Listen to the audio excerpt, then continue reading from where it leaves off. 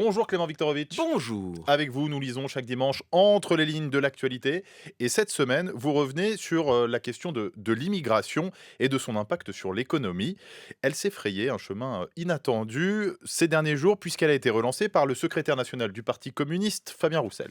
Et oui, Fabien Roussel, qui s'exprimait lundi dernier à Marseille pour le congrès du Parti communiste, un discours de 50 minutes durant lequel il a dit ça.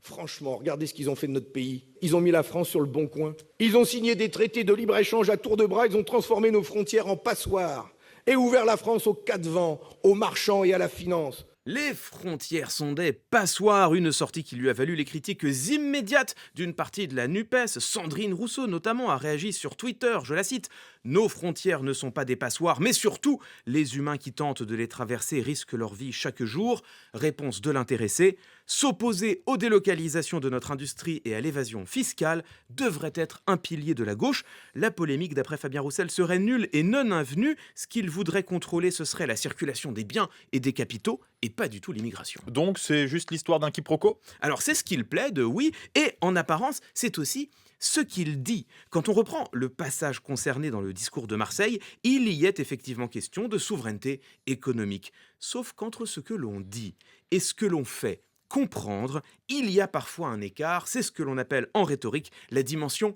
implicite du langage. Les métaphores notamment ne sont jamais neutres, elles portent toujours le poids de celles et ceux qui les ont employées auparavant, et il se trouve que cette métaphore, les frontières passoires, possède justement une illustre filiation. Écoutez, vous allez reconnaître Marine Le Pen en 2022, Éric Zemmour en 2018 et en 2007, un autre Le Pen.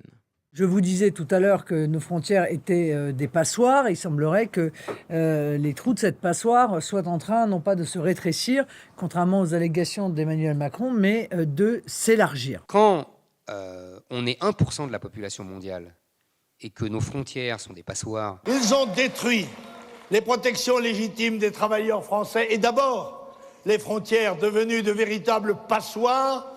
Voilà, vous l'entendez, hein. Peu importe ce que prétend Fabien Roussel, avec cette métaphore, ce qu'il nous donne à entendre est parfaitement clair, un discours critique sur l'immigration. Alors peu importe ce qu'il prétend, lui il dit quand même le contraire. Est-ce que ce n'est pas un procès d'intention que vous lui faites là? Alors oui, ça pourrait éventuellement l'être, hein, c'est vrai, ça pourrait l'être si Fabien Roussel ne s'était pas lui-même démasqué. Sur BFM TV, il a été poussé dans ses retranchements par notre consoeur Apolline de Malherbe, et écoutez ce qui lui échappe.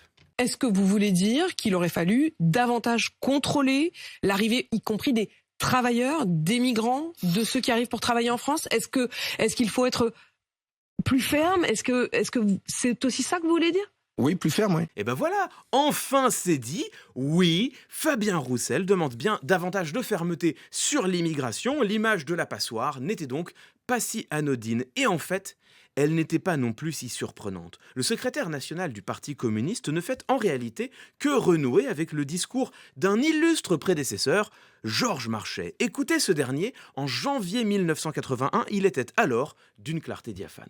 Il faut stopper l'émigration officielle et clandestine.